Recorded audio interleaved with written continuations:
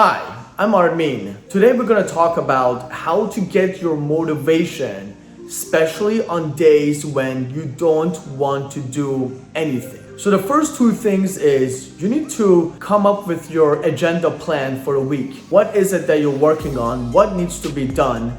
And write down their deadlines. So if you have something due next month, well, it depends what the size of it is. So you should probably write it down on your list. Maybe it involves multiple different parts that you can spread out throughout the weeks. So when a month goes by, you have finished your big project. So make a list of everything that needs to get done. Once you have your list, what I want you to do is break it down to doing 2 things per day. Again, it really depends on the size of the project. So you need to have a pretty good idea on how to break this project down to its smallest different gears so that way you can accumulate to finishing the bigger project. Only focus on doing 2 things. And the reason I want to emphasize on the number 2 is that just doing one thing might not make you feel as productive, but finishing 2 things on your plate, not only is it going to lighten your plate, but what's going to do is that now you're not just trying to do the least amount of work. You're still getting things done, but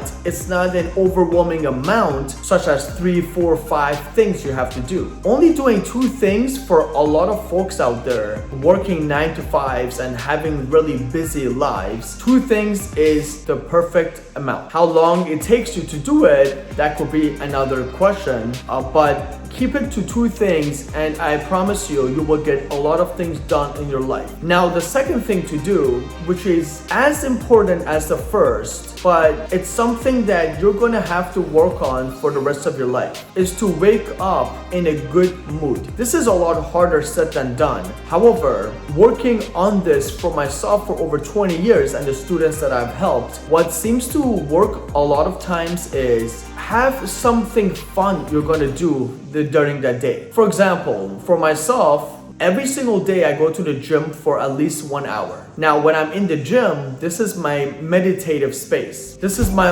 own space where I get to be myself and still make gains. Now, that's not the only thing I do in my day, just because I'm going to the gym as if I'm brushing my teeth. This is something that is intertwined into my day. It's not a chore, it's not a job, it's a necessity of life that I implement. But I use that hour to also meditate. Another thing I do, and I change this every now and then, is after I finish everything I have to do for the entire day, what I like to do is spend an hour or 2 and either socialize or go out with a friend or play some video games or even read a book, like a science fiction book, or maybe even draw some. And doing that every day, it allows me to feel motivated that, ooh, I have something fun coming up. Let's say if, and this is unrealistic, but let's say if every day you were going to the amusement park, or you were going to go out with this beautiful woman that you just crave and you want to be in the presence, and there's a lot of